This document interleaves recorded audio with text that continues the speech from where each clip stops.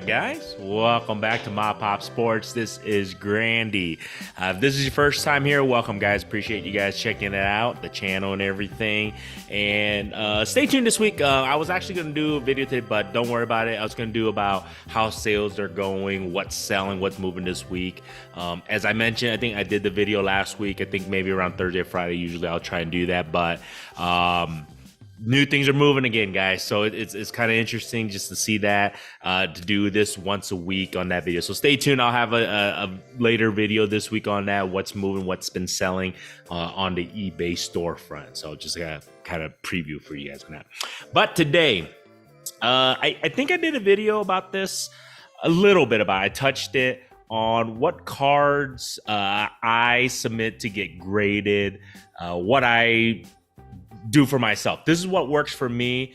Other people obviously grade different things and for different reasons. So I just want to make sure, put that up front, that don't be going and sending these types of cards to go get graded. This is what I do and what I use, and I think this is what I have found to work for me. I may adjust it. I may change, what types of cards I send in to get graded, with the different companies, whether it's SGC, PSA, CGC, things like that. It all depends on, the biggest thing is pricing, and then obviously resale value. That's the biggest thing to me as a person who sells sports cards for full-time, living. So that makes a huge difference on my decision on what I normally do. So this is what I currently do. Is what works for me, and I'm going to live by it, at least for now, unless things change. So my thing is to grade certain cards that are rare, numbered cards of Hall of Famers, stars, and rookies, rookie inserts, and then also cool parallels, unique parallels. I mean, I like to get graded like, some different current, stars of today. So anything from like Joe Burrow to, football wise, if you're talking about like Joe Burrow, Trevor Lawrence, the younger guys, or Brock Purdy, if they have some unique insert cards, even if it's not their rookie cards, if it's kind of a short print. And, obviously you're going to have to inspect the card. That's the biggest thing. I did a video on this. Inspect the card. Corner's got to be sharp. Centering's got to be decent and really good. Surface is the biggest key. Surface of the card's got to be good. Take it out. Use a magnifying glass is what I do. If I feel like I think I need to, really fine tune it. Making sure that if I grade this card, hopefully it comes back a 9 or 10. 9 at the worst, 10 at the best. That's what you're hoping for. That's your expectation. And that's what I'm currently grading. And also, rookie cards. Obviously, that's always going to be something that people are going to want to get graded, whether it's a base prism or silver or a colored, rookie card insert, things like that. The biggest thing is, what is the current value of that card to get it graded? So this is my thing, and this is how I go about it. So, for instance, let's just take this card. This is Puka Nacua. Still looking for him. I pulled this one, so it's kind of cool. Puka Nacua, this is just a regular prism. I don't know if you guys can see that or not. Sorry, the glare is probably too much. I don't know if you guys see it. There you guys go. But anyways, this is just his base rookie card, Puka Nacua prism. And if you look it up, what I normally do, this is what I do, and I actually go into 130 point. And then what I normally do is I search up Puka Nacua. I look at the prism card number.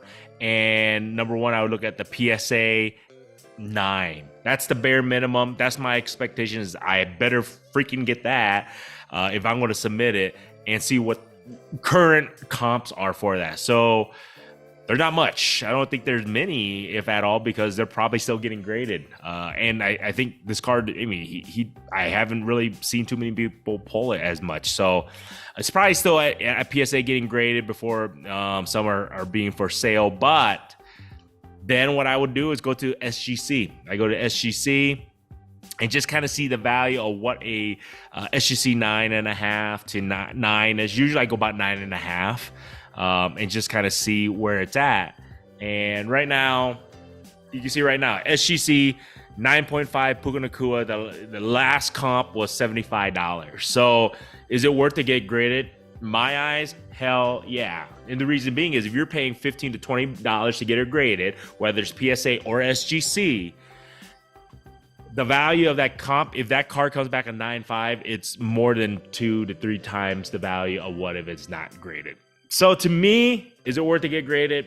I think it is, because if I'm going to sell this card, I'm not going to keep it as a PC. This wouldn't be a PC for me. If this was a silver and it came back a 10, that's a little bit different. Then I might consider PCing that, because I like Puka. I think he's a great, player. And then on top of that, I love the Polynesian, I have family who lives in Hawaii, so I love the Polynesian background of him. So it's kind of cool of that. So anyways, but it's worth it in my eyes. It comes back a 10, shit, you're going to get hella money, in regards to what it's worth, especially even if it's just a base card. Even if this base came back a 10, I'm pretty sure it's going to be at least, over $100 for the card. So that's how I value the card to see if it's worth grading. Now, people are like, you're going to add to the slab junk wax era. Probably. And at the end of the day, are you paying for food on the table for my kids? No. So if I could sell a couple cards that put food on the table for myself and my family and my situation, I'm going to do that, guys. Especially if it's, a way for me to grade these cards and get them quickly, whether it's SGC or PSA. I'm going to do it, and I'm going to look out for my 4 daughters and my family first before I worry about anything else. So like I just said, it's your situation and what works best for you. And that's why I would grade these specific types of cards. So that card, most likely I'm going to go ahead and get it graded. And hopefully, like I said, it comes back a 9 or better, and we'll take it from there. So that's how I kind of value the card to see what gets graded. Right now, what I have been more successful at moving and selling after the fact, after graded, is a lot of Hall of Famers, people like Tom Brady, Michael Jordan. Those move tremendously. If I find cool inserts and if the card's in great condition and great centering, most likely I want to get those graded, because I feel like those kind of cards, it's going to be tough to come by in years to come. So I'm going to get those graded. And that's just how I feel, especially Hall of Famers and unique cards like that. So those have been moving really well for me, myself. Rookies have been moving good here and there, but obviously once they have a bad game or a bad year or a bad couple of weeks, couple of months, you literally see their prices of whether it's an SGC 9.5, PSA 9, or whatever, it tanks. So you got to be really careful about what you grade. So that's why I am really picky. I got to make sure that the card, bare minimum, if it comes back a 9, PSA 9, SGC 9, no matter what, it has to at least double what I pay to grade it. So, or at least come to at least 1.5 times. So it's got to be at least my value of what I paid. So if it's $15 to $20 to grade, I have to be able to at least sell that card at $20. At least the value, the comp should be around $20 to $25 for a PSA 9 or SGC 9.5. It has to be there, because I think that's my bare minimum.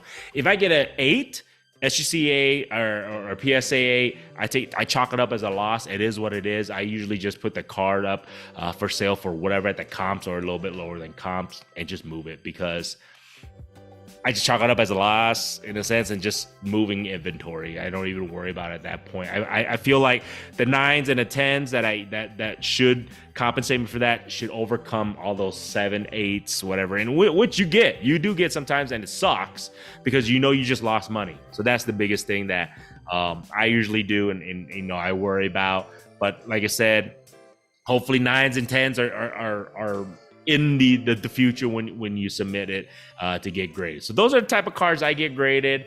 That's what I'm currently grading now. The times, and this is the thing, everybody always asks, who do you send to? I send to currently, as I tell everybody, I currently send to SGC and PSA. PSA just got done with a special for the 2024 year. They do have specials for like TCG cards or I think baseball right now. They have a special for baseball. So I may be looking into submitting some baseball stuff on that. And it just depends on the two things, is how soon they return stuff and pricing right now. If you guys are wondering, this is almost the second week of February 2024. I can tell you guys right now, I have an SGC bulk submission, and they are right at that cusp of the 5 to 10 day for the bulk. They're right at the 10-day-ish right now. I have one that's right now in post grading period, like encapsulating, I believe, before they ship it back. So they already hit the 10-day, guys. They used to be faster than that. I used to get it within 5 to 7 business days, like there and back. That's the crazy thing. So they may have a backlog, who knows, or I don't know if their workforce has been cut down or whatever the case is, or their increase in regards to the workflow has increased tremendously. But I'll tell you this right now, they're right at that 10-day. If you're looking at the 5 to 10-day, just go towards the 10 days right now, SGC. At least currently in February 2024. Hopefully that changes. I hope they get a little bit quicker and faster, because I need to get this stuff turned so I can have inventory and everything of what I'm looking to grade. So just to let you guys know. Now, PSA, I did a video about that in regards to my latest bulk submission, and they're pretty fast. However, so this is the thing. This is how it works. So they did this at the beginning of the year, the special. I sent it in. I got one back within less than about 25 days, like straight, not even busy. I think working days, like, what was that, about 15 working days? So I got it pretty quick, like 3.5 weeks. I got that one back about a month. This next one, I have another one that's coming back. It's actually less than a month. I got a return. So this is the bulk PSA. Great, 3 weeks. I'm also excited. However, I submitted 2 more submissions to PSA, just to let you guys know, about mid-January, and then another one at the very end of January. They both have been received. That's it. They haven't moved. So it's 2 weeks now. I can almost tell you they're not going to grade and ship it back to me within 2 weeks. So I have a feeling these latest submissions to PSA, due to the specials and the bulk and whatever the case is, they're going to be a little bit longer than the month that we were getting, appreciating at the beginning of the year. So I just want to let everybody know, if you're submitting PSA, especially now, or your previous bulk submission at the end of January, I can almost with certainty believe you're not going to get it within less than 4 to 5 weeks. You're probably going to be even longer. So I'll let you guys know. I'll keep you guys updated on that, on the turnaround times on that. And then, people are just always asking me, is it worth grading the cards? I guess I'll answer that question. To me, yeah, I mean, all of my PCs are graded, if you guys are wondering. So even if the card is not top notch, if the corners are a little dent, but it's still a PC of mine, I get it graded to protect the card. I think it's a little bit of an investment of $15 to $20 for that card. And currently, who do I use for my PCs is SGC. And I used to use CSG. However, I felt like the black tuxedo on some of my PCs looked a little nicer. So I currently use them. Some people love it, some people don't. It's whatever, it's your preference. That's why I use whoever you want to use. And protect the card. I don't have to worry about a card falling out of a top loader, or dropping the one touch and the card falls out and it freaking gets damaged. Worst case scenario, worst, super worst, if my PC were to drop, it's in the slab gets cracked, maybe I just get reholstered, but at least the card is protected. So that's why I feel like it's definitely good to grade. Now, obviously, it adds value if you can get a good grade. I think it's definitely worth it if you're looking in regards to having a value added to your card. However, if it comes back a 8, 9, do you care if it's a PC? You don't, because you're just doing it to protect it. That's how I see it. But in reality, I think it's worth it. A lot of people like the grading game is stupid. It's blah, blah, blah. It's subjective. Yes, it is subjective. You're at the mercy of the graders, and you're hoping that, they are in here professional graders and, trained to do well, but you are at their mercy. I understand that, but I think it adds value to the industry and the hobby itself. I don't hate it. I do feel it is subjective. I do feel like it was a money grab during the pandemic, 100%. I felt like, while they raised their prices astronomically because of, the demand was so high, I felt that was kind of, what's the word I want to say? Bullshit of the grading companies. But I guess it's slowly come back now in regards to the pricing, that they're not gouging the consumer base as much. They expanded the workforce, and this is the thing. People can bitch and whine and hate the grading process and the whole thing about it, but it's not going anywhere. So either you deal with it, accept it, or you can keep on bitching and crying about it. So, but it ain't going nowhere. So that's how I feel about it.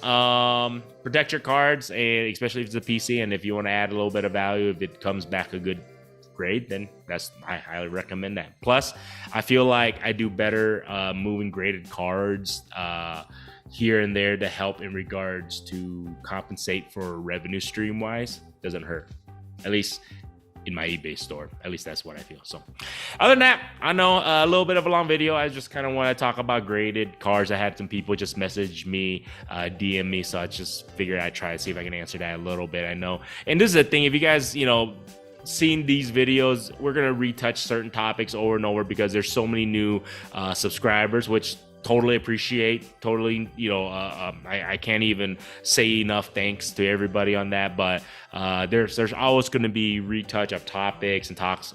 You can only talk about so many things. I understand that, but I just want to keep you guys informed of what's going on, at least with me and what I'm doing with my store, and at least with the business and everything on my end. So other than that, you guys like this stuff, feel free to subscribe. Appreciate that. Do not forget, help me out, help us out, help my family out.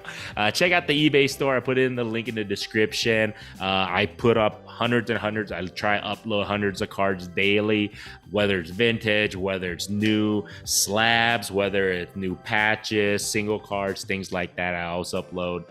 Feel free to make any offers, guys. Appreciate that. And then other than that, man, I always tell at the end of this, all of my videos, people who don't subscribe, but you watch this far, I appreciate you guys just checking out the channel, just even watching the video and spending the time. So other than that, have a good rest of the week, guys. I'll check you guys later.